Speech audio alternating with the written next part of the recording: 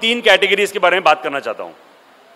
First is 79A procedure, second is deem conveyance and third is RERA. और ये तीन चीज आपके लिए बहुत इंपॉर्टेंट है। हम सभी लोग आज यहां पे बैठे हैं, हम सभी लोग के माइंड में एक चीज चल रही है कि मेरे पास कानून है, बेस्ट किताब है, बेस्ट लॉयर है, लेकिन जल्दी सॉल्यूशन नहीं आता। बिकॉज रीजन है अपनी सिस्टम, अपना सिस्टम थोड़ा ब्यूरोक्रेटिक है, थोड़ा सिस्टम के अंदर जब जाता है तो it goes from one table to another table. ये थोड़ा बहुत स्ट्रीमलाइन हुआ है, लेकिन फिर भी जैसे गोपाल जी ने कहा कि बहुत सी चीज आज भी स्ट्रीमलाइन नहीं हुई है। तो सबसे पहले बात करता हूं मैं 79 प्रोसीजर। 79 प्रोसीजर 2009 4 सितंबर को सर्कुलर आया। तभी सिडको के एक IAS ऑफिसर थे, वो IAS ऑफिसर की अशोक चौहान ने नियुक्ति की, और नियुक्ति करने के बाद वो पर्सन जो था IAS ऑफिसर, उसे एक ड्राफ्टिंग किया। ये ड्राफ्टिंग और 79 प्रोसीजर क्यों है, इसके आप रीजन समझिए। कि बहुत सारे डेवलपर्स चीटिंग करते थे सोसाइटीज के साथ। कभी कभी तो एक दो ऑफिस बेयर के साथ मिल जाएंगे और पूरा चीटिंग ही चीटिंग चलता था। तो क्या किया उन्होंने, मास लेवल पे पावर्स दे दिए 79 प्रोसीजर के माध्यम से। 79 प्रोसीजर में यह कहा गया है कि आप सबसे पहले PMC की नियुक्ति करिए, प्रोजेक्ट मैनेजमेंट कंसल्टेंट यानी आर्किटेक्ट, जो आपको फीजिबिलिटी रिपोर्ट बना के देंगे। फीजिबिलिटी रिपोर्ट का मतलब ये है कि मेरे प्लॉट में कितना FSI यूज हुआ है, मेरे प्लॉट में कितना पोटेंशियल FSI अवेलेबल है, और इसके बाद समझो फर्दर कोई नोटिफिकेशन आएगा तो क्या चांसेस है कि इसके बाद भी हमको और आगे एक्स्ट्रा FSI मिल सकता है जब कंस्ट्रक्शन शुरू हो गया उसके बाद। तो हमने क्या किया, जब 79 प्रोसीजर आया, it is not mandatory, it is directive, guidelines है, इट इज गाइडलाइंस। और जहां पे 100% कंसेंट है वहां पे 79 एप्लीकेबल नहीं है।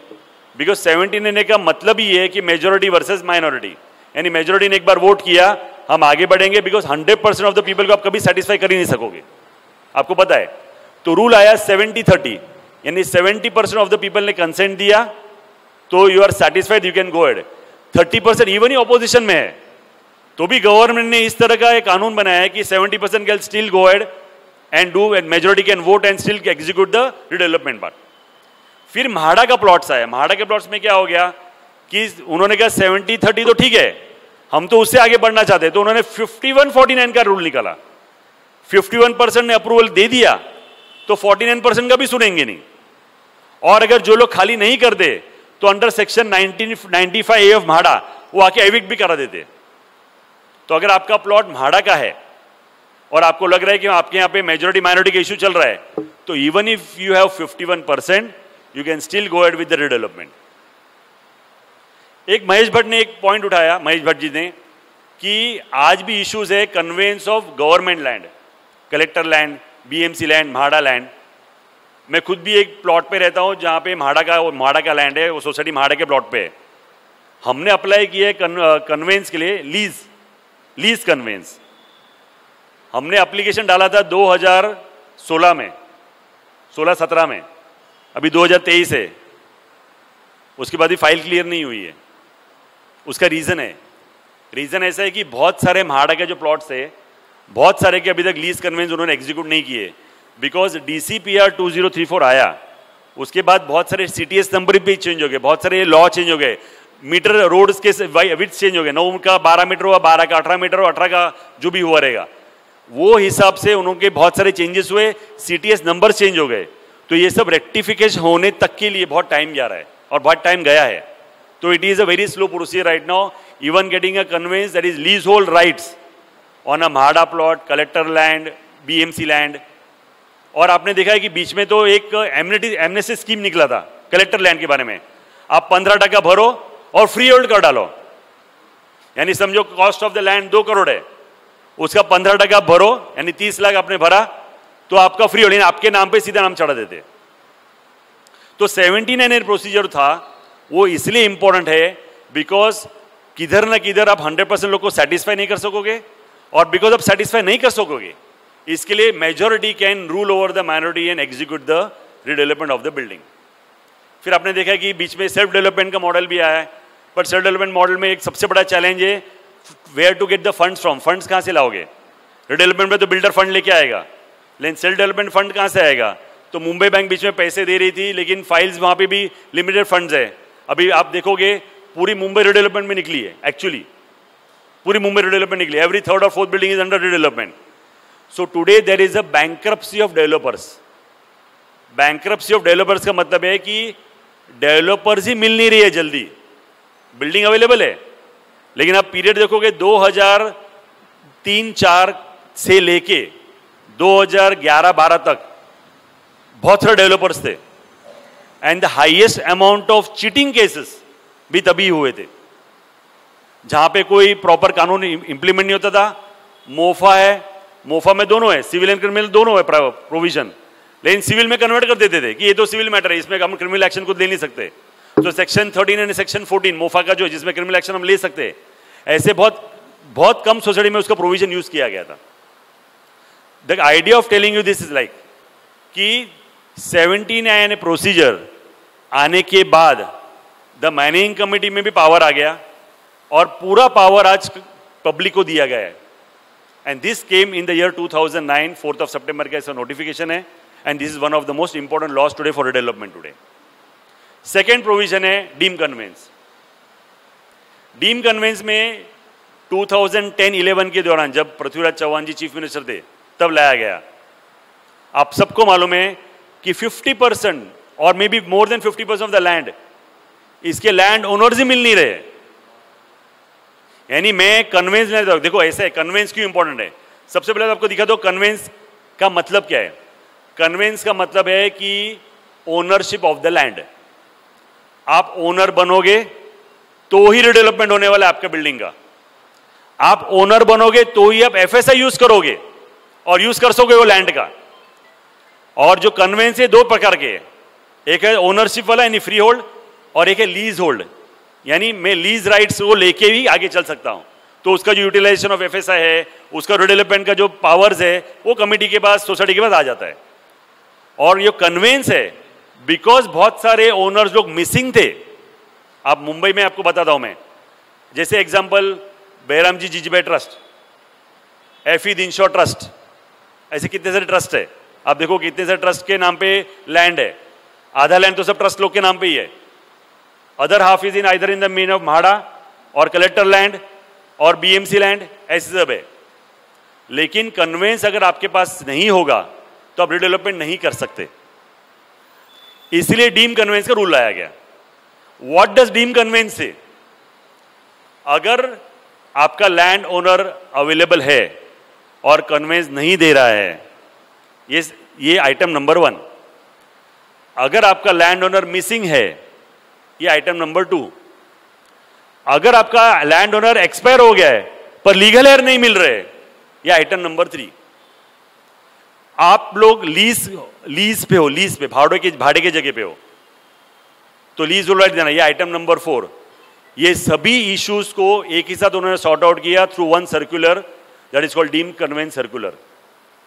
इसकी अथॉरिटी है DDR, district deputy registrar. District deputy registrar है, उसको एक एम्पावर किया गया गवर्नमेंट ऑफ महाराष्ट्र ने through legislature bill. He is now empowered to give the conveyance to a society if a landowner is missing, or if a landowner is obstructing, or if a landowner is expired. So district deputy registrar is empowered to give conveyance to the societies. हमने खुद नहीं, हमारी law firm ने खुद नहीं, कम से कम पिछले 8 साल में कम से कम 500 से 700 फाइल्स क्लियर कराए. सिंपल प्रोसीजर है, स्ट्रेट प्रोसीजर है, थोड़ा एक्सपेंडिचर है, लेकिन अभी आपको समझना चाहिए कि expenditure has to be there for conveyance because आप अभी ओनर बनने वाले हो. थोड़ा आउट ऑफ पॉकेट एक्सपेंस है, लेकिन हम उसको फैक्टर करके देते हैं, दिखाते हैं कि this is the expenditure which you are going to bear. लेकिन 1 ईयर के अंदर आपको कन्वेंस मिल जाता है. अभी कन्वेंस मिलने के बाद भी 2 और बड़े प्रोसीजर है, ये भी अपने ध्यान में रखना चाहिए. एक होता है जजमेंट, यानी डिस्ट्रिक्ट डेप्यूटी रजिस्ट्रार उसने जजमेंट दे दिया, that is called judgement of deem conveyance. उसके बाद और 2 चीजें. First is deed of conveyance को एग्जीक्यूट करके रजिस्टर करना, यानी आप सबको स्टैंप ड्यूटी भरना पड़ेगा.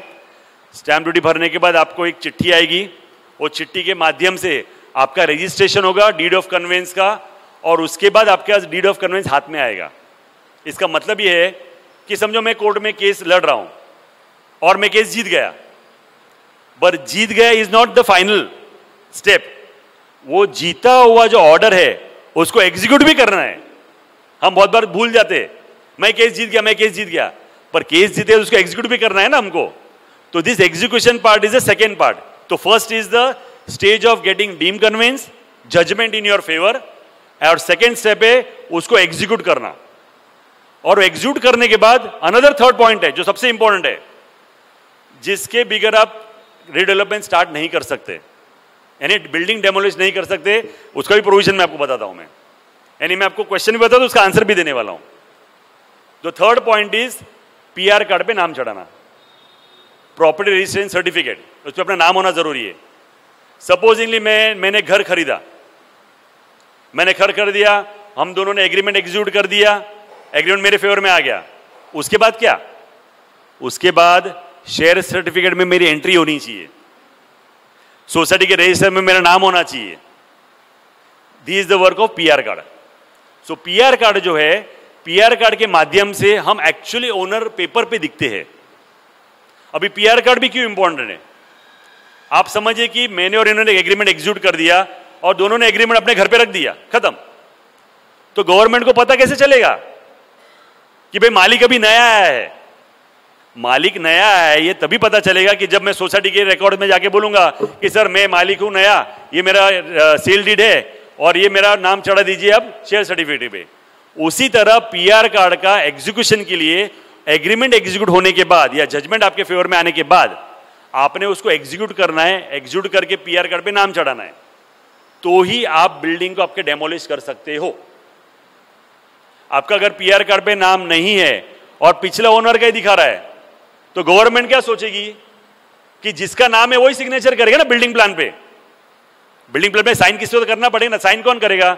या तो ओनर करेगा या तो सोसाइटी करेगी, पर उसका नाम तो दिखना चाहिए। तो ये PR card is important because your name has to be there on the PR card, without that you can not demolish the building. लेकिन अभी आपने देखा ease of doing business, Maharashtra government जब देवेंद्र फडणवीस चीफ मिनिस्टर थे पिछले टर्म में, तभी उन्होंने निकाला था एज ऑफ डूइंग बिजनेस, यानी इजी यानी लाइसेंसेस जो परमिशन लगते हैं, समझो पहले 25 लगते थे, तो अभी 10 या 12 पे आ गए। This also important in ease of doing business. अभी ये रूल आया गया है कि अगर आपका पीआर कार्ड पे नाम नहीं है तो सोसाइटी या फिर डेवलपर ये अंडरटेकिंग देंगे स्टैम्प पेपर पे कि बिफोर वी अप्लाई फॉर ओसी, उसके पहले पीआर कार्ड में नाम आना जरूरी है, ताकि बिल्डिंग का काम स्टॉप ना हो। So conveyance is also very very important for every society, for every owner, because उसके बगैर आप रिडेवलपमेंट चालू नहीं कर सकते। और एक बात, कन्वेंस का सेकेंड इंपॉर्टेंट थिंग, एक तो ओनरशिप है, सबसे बड़े तो करोड़ों की जो बात होने वाली है इज यूटिलाइजेशन ऑफ एफएसआई। अगर पहला वाला ओनर था, उसका नाम अभी भी है, तो FSI benefits goes to him. लेकिन अगर मेरा नाम चढ़ गया तो that FSI benefits going to come to me. इसलिए रिकॉर्ड पे लाना यह जरूरी है कि सर पहला ओनर वो था, आपका ओनर मैं हूं। बिकॉज जो एफएसआई है करोड़ों रुपए के, आप सोचो कि 1000 स्क्वायर मीटर का ही खाली प्लॉट है, आप सोचो उस पर कितना पोटेंशियल एफएसआई हो सकता है। एक हो सकता है आपको 35% फंजिबल एफएसआई मिलेगा, एक होता है कि जो पोटेंशियल वहां पे जो माड़ा की पॉलिसी है या लैंड जो एरिया में वहां पे 2.7 आपको एफएसआई मिलेगा। यानी कम से कम 4 to 5 टाइम्स आपको मिनिमम उतना बिल्टअप एरिया मिलता है, विच इज आप मल्टीप्लाई करो, कांदिवली जैसे एरिया में मल्टीप्लाई करो 25 to 30,000 रुपीज पर स्क्वायर फीट, ये रेट में आप अगर कैलकुलेट करोगे तो it is going to several crore. तो ये इंपॉर्टेंट इसलिए है कि apart from getting the deem conveyance, apart from heading the name in the PR card, this also an important step कि यूटिलाइजेशन ऑफ एफएसआई ये मेरे नाम पे ही होना चाहिए और इसकी बेनिफिट मुझे ही मिलनी चाहिए। And that is why conveyance is very very important. Third important aspect is RERA bill. अभी रेरा का आपको मैं कपल ऑफ बेनिफिट्स बताता हूं। रेरा आपको पता है महाराष्ट्र में 2016 में आया। 2016 में आने के बाद उसमें कुछ छोटे छोटे अमेंडमेंट्स आए। अभी अपन 2023 में अमेंडमेंट आके वहाँ पे गवर्नमेंट का ट्राइब्यूनल बैठ गया। ट्राइब्यूनल में अलग अलग जज होते, एक्स जज होते, आईएएस ऑफिसर होते, अलग अलग लोग होते हैं, वो हियरिंग लेते हैं। लेकिन आपको सबसे बड़े 3 बेनिफिट्स बताऊँ रेरा के, ये कभी भी इंडिया में थे नहीं। It was never there in India, it came only because of RERA bill. सबसे पहले civil courts are barred out now. आप सिविल कोर्ट में जाते थे, जैसे डिंडोशी कोर्ट है, सिटी सिविल कोर्ट है टावीटी में, अब आप एप्लीकेशन डालोगे, आपका आप एक अपना प्लेंटिफ करके आप फाइल केस करोगे, सालों साल लगता था उसका आउटकम आने के लिए, कन्वेंस के लिए, ओसी के लिए। सो रेरा बिल आने के बाद उसने सिटी सिविल कोर्ट को साइडलाइन किया और सीधा रेरा का ट्राइब्यूनल बैठ गया। Second benefit is time bound. RERA के सब जो जजमेंट्स होते टाइम बाउंड होते। अभी जज अवेलेबल नहीं है, छुट्टी पे है, ट्रांसफर हो गया तो अलग बात है, otherwise you will find normally judgement coming in 90 to 120 days average. And third most important thing is escrow account. आपको इसके बारे में कुछ बताना चाहता हूं। 2005-6 से लेके 2013-14 तक, रेरा आने के पहले बिल्डर लोग क्या करते थे कि सेल, उसका फ्लैट का समझो 100 सेल हो गए फ्लैट्स के, उसको एडवांस मिल गया, एडवांस इज 50 करोड़, 100 करोड़, 200 करोड़, ये सब अमाउंट वो डाइवर्ट कर देते थे और प्रोजेक्ट बंद कर देते थे। वो डाइवर्ट किधर करते थे? कोई या तो दूसरे प्रोजेक्ट में, कोई बोलते हैं दुबई में उसने बड़ा मॉल लिया है, कोई बोलते हैं उसने दुबई में पब लिया है, कोई बोलते हैं उसने पूना में नई प्रॉपर्टी ली है। ये सब धंधे चलते थे। यानी मैंने जो पैसे दिए हैं, जो मैंने फ्लैट खरीदना चाहता हूं, वो फ्लैट और वो जो बिल्डिंग बनने वाली है वो छोड़ के वो सब पैसे दूसरे प्रोजेक्ट में चले जाते थे। तो what is the end result? Project बंद हो जाता था। रेरा बिल आने के बाद, और ये डिबेट हुआ था, मैं आपको बताता हूं, मैं ताज लैंड्स एंड में जब रेरा का डिसीजन चल रहा था, जब रेरा का ड्राफ्टिंग का ये डिसीजन चल रहा था, इनफैक्ट मेरे पास तो फोटोग्राफ्स भी है, तब आर्ग्यूमेंट चल रहा था कि हमने ऐसा प्रोविजन निकालना चाहिए कि मैंने जो बिल्डिंग के लिए, जो फ्लैट के लिए पैसे दिए, वो दूसरे बिल्डिंग में जाए क्यों? वो जाए क्यों दूसरे बिल्डिंग के लिए? मैंने यहां के लिए 1 करोड़ दे दिया और पता चला कि 90 लाख उसने ट्रांसफर कर दिया दूसरे कोई बिल्डिंग प्रोजेक्ट के लिए। तो रेरा की कमेटी ने नक्की किया कि 70% ऑफ द अमाउंट, यानी 1 करोड़ समझो मैंने दिया फ्लैट के लिए, तो 70% of the amount will be kept in the escrow account in that particular project only. उसका एक नया अकाउंट क्रिएट करता है, बैंक अकाउंट क्रिएट होता है। समझो प्रोजेक्ट में 10 करोड़ जमा किया, तो 7 करोड़ रुपए he can not shift and he can only and only utilize for that particular project. ये सबसे बड़ी उपलब्धि है प्रोजेक्ट के, रेरा के माध्यम से आई है। रेरा का आपको और एक बेनिफिट बताता हूं मैं, कि पहले क्या होता था कि जब रेरा का सिविल कोर्ट्स में जाते थे तो arguments, counter arguments, written statement आता था, रिजॉइंडर डालते थे और 5, 10, 15, 20 साल चलता था। यानी अगर आप ओसी लेने गए हो या कन्वेंस लेने गए हो तो you are totally frustrated because ये आ ही नहीं रहा है जल्दी। लेकिन रेरा ने इस तरह का प्रोविजन किया कि the moment the building work is completed, the moment OC is received, OC तो उसको रिसीव करना ही पड़ेगा अभी, बिकॉज अभी बार चार्ट में आ रहा है। बार चार्ट का मतलब क्या है? प्रोजेक्ट का पूरा शेड्यूल ऑनलाइन दिखता है, पूरा शेड्यूल। आप बोलोगे भाई अमित भाई मेरे को देखने का है, आपको यूजर में पासवर्ड देगा और आपके जो प्रोजेक्ट एबीसी प्रोजेक्ट चल रहा है आप सब कुछ ऑनलाइन देख सकोगे। यानी ओसी तक का बार चार्ट पूरा अपलोड किया गया है एंड एवरी क्वार्टर बिल्डर को उसको अपलोड करना पड़ता है, उसको अपडेट करना पड़ता है। लेकिन इसमें जो स्पेशल प्रोविजन है वो ये है कि the moment OC is received, आपको कन्वेंस भी देना पड़ेगा, आपको सोसाइटी भी फॉर्म करनी पड़ेगी इमीडिएटली। हम लोग वकील लोग जब बात करते हैं ना, हम लोग लॉयर लोग ऑफिस में भी बात करते हैं, हमारे ऑफिस में करीब करीब 200, 200, 250 लॉयर्स लोग हैं। हम लोग कभी ब्रेनस्टॉर्मिंग करते हैं लंच के टाइम पे। तो मुझे एक वकील बोल रहा था कि सर अभी आजकल डीम कम हो गए, थोड़े पैसे कम आ रहे हैं अभी आजकल, the market is come down. मैंने बोला भाई साहब market is not come down, now a better law has taken over the older law, MOFA is abolished and RERA has taken over because RERA is more sharper than MOFA. तो जो मुझे society formation के लिए obstacle थे, मुझे जो convince के लिए ऑब्स्टिकल थे, वो रेरा ने उसको और स्ट्रीमलाइन कर दिया, it is become more better. So RERA के माध्यम से society formation, even receiving the OC also, end of course getting the conveyance and finally getting the name of the PR card has become very fast. आज भी आप मुंबई में देखोगे कि बहुत सारे बिल्डिंग्स है ना, उसमें ओसी नहीं है। जैसे कैंपाकोला बिल्डिंग तो आपने देखा सीसी भी नहीं था, पर जब मैं अगर मैं कॉमन मैन है, मुझे लॉ कैसे पता चलेगा? मुझे तो ओसी का डेफिनेशन नहीं मालूम है, मुझे सीसी क्या होता है नहीं मालूम है, मुझे आईओडी क्या है नहीं मालूम है।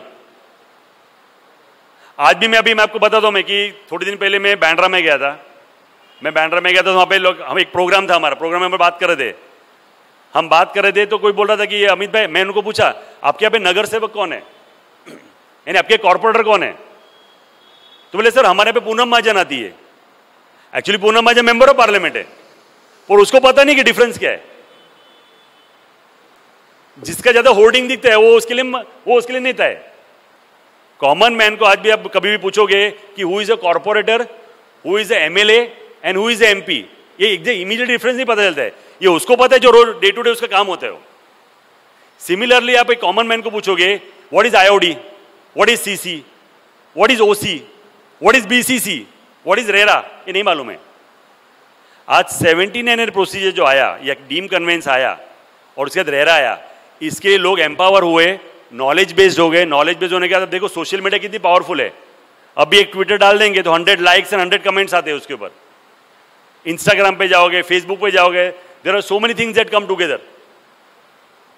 लेकिन सोशल मीडिया एक ऐसी टूल है आज की तारीख में, आप गूगल में सर्च डालो तो आपको पूरी कुंडली मिल जाती है। अभी जैसे मुकेश भाई ने, कीर्ति भाई ने बोला अमित भाई आपको आके यहाँ पे भाषण देना है। अभी कोई अमित मेहता को नहीं पहचान, जाके गूगल मैप देखो अमित मेहता कौन है, तो आपको सब पता चल जाएगा। आपको भी पता चलेगा वहां पे टाइम देना है कि नहीं अपन को, और कितना देना है। Because social media has become so powerful, there lot of transparency that has been develop because of that. तो ये जो 3 एक्ट है, 79 प्रोसीजर का notification, deem conveyance and RERA, RERA का तो ऑफकोर्स ये तो ऑल इंडिया लेवल पे है। आपको और एक चीज बताना चाहता हूं and then will go for question answers. Is RTI act, RTI right to information, ऐसा है कि जो गवर्नमेंट ने की है उसकी क्रेडिट तो है ही ना, उसमें कोई दो राय नहीं है। और कांग्रेस गवर्नमेंट ने तो उन्होंने की है, और ये रियली अच्छी एक्ट है, अच्छा एक्ट है।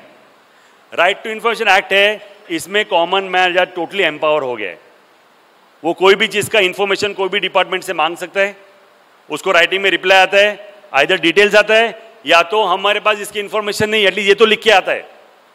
नहीं तो पहले तो कोई कुछ था ही नहीं, आप जाके कोई पूछो तो खड़े रहो 1-1, 2-2, 3-3 घंटा, फिर एनवेलप में डाल के कायदे से करा, कायदे से आप दो तो कुछ मिलेगा, इंफॉर्मेशन मिलेगा, यानी कुछ पैसे दिए बिना तो काम ही नहीं होता था।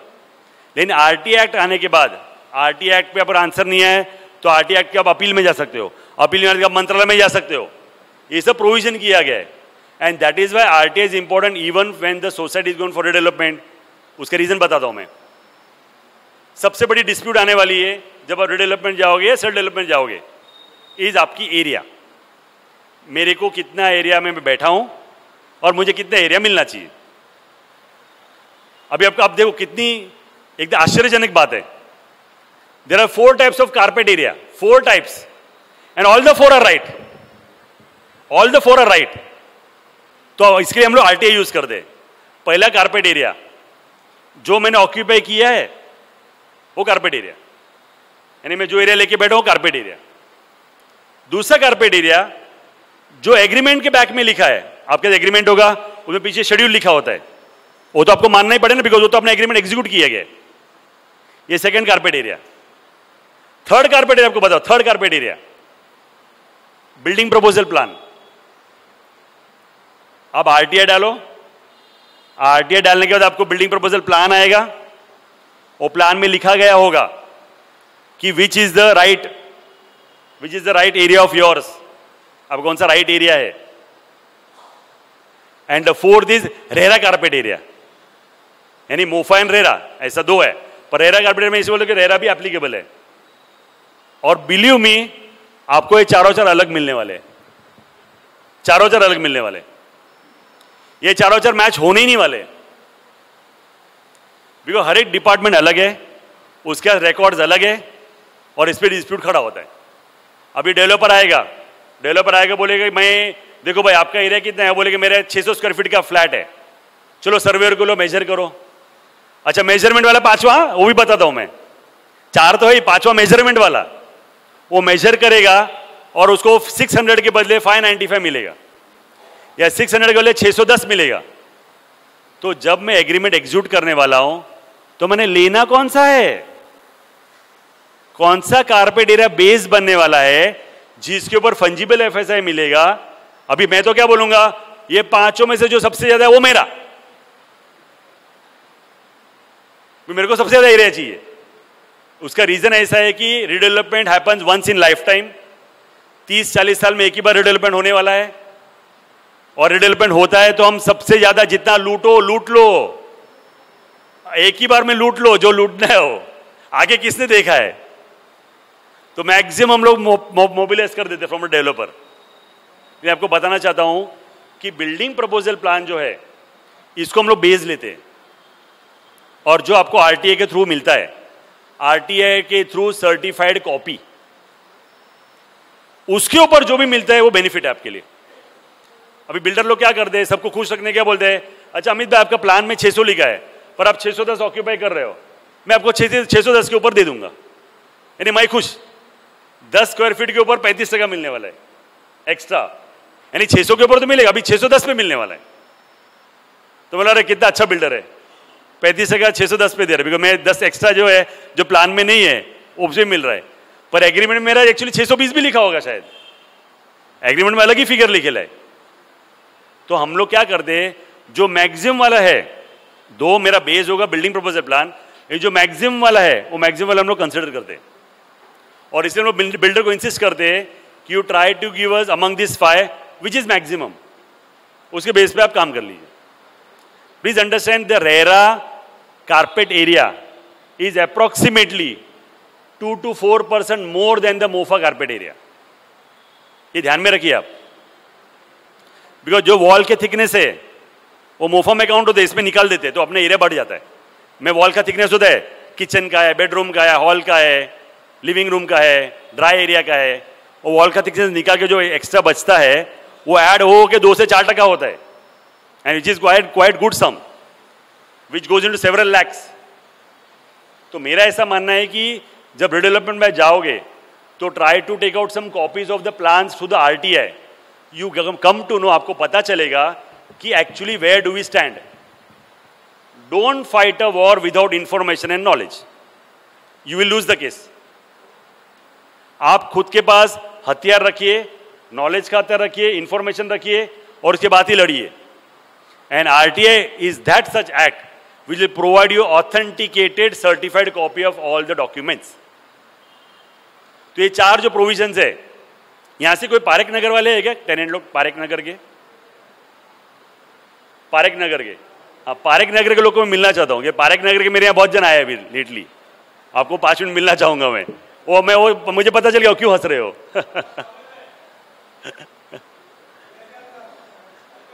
yes। तो हमको इस तरह से काम करना है जहां पे हमारे पास टोटल नॉलेज एंड इंफॉर्मेशन है, we have to ex the maximum benefit, and after getting that benefits utilise that benefits for consuming the maximum FSI, और एफएसआई कंज्यूम होने के बाद try to get the best amenities. अभी बहुत बार ये भी issue होता है कि एमैल्गमेशन, यानी मेरे ये सोसाइटी में हूं, मेरे बाजू में दूसरा सोसाइटी है, ये दोनों सोसाइटी को मर्ज किया तो एमैल्गमेट होता है, और एमैल्गमेट होते हैं तो it is a better proposal, it's a better proposal, better amenities there. ये भी ध्यान में रखिए कि इट इज इंपॉर्टेंट कि अगर अमैल्गमेट करते हैं प्लॉट को, you get a better benefits and better amenities for the property.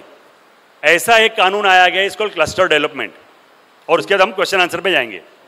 Cluster development का मतलब है 6000 स्क्वायर मीटर एंड अबव, यानी 6000 स्क्वायर मीटर के अबव आपका अगर प्लॉट साइज गया तो you get better benefits, you get 1 extra FSI just for information. तो ट्राई करें क्लब करने का कि भाई आजू बाजू का कोई प्लॉट है वो भी डेवलपमेंट में जाने वाले हैं, तो उसको क्लब करके हम लोग बेटर बेनिफिट ले सकते हैं। That area is to go about 6000 square metre. अगर आपको वो होता है तो आपको बेनिफिट ज्यादा होगा। अगर आपका खुद का प्लॉट ही 6000 के ऊपर है तो कोई प्रॉब्लम ही नहीं है। लेकिन क्लस्टर डेवलपमेंट के बेनिफिट भी हमने लेना चाहिए, बिकॉज क्लस्टर डेवलपमेंट का लेटली आप देखोगे लास्ट 2 साल से इसका बेनिफिट बहुत सारे सोसाइटीज ले रहे हैं। अभी तक एक भी प्रोजेक्ट फाइनल हुआ नहीं है, अभी ये शुरू हुआ है, लेकिन इसके बेनिफिट्स ह्यूज है। तो मित्रों, आप सबसे मैं पहले क्वेश्चन आंसर सुन लूंगा मैं। Thank you very much for calling me for entire committee, and I am sure कि आपको जो नॉलेज हम एम्पावर कर रहे हैं आपको काम में आएगा। और आप लोग को कुछ भी अगर क्वेरी है आप लोग मुझे पूछ सकते हैं, ईमेल कर सकते हैं, कमिटी के थ्रू भी आप लोग उसको डायरेक्ट कर सकते हैं और मेरे से डायरेक्ट भी व्हाट्सएप या SMS पे बातचीत कर सकते हैं। Thank you very much.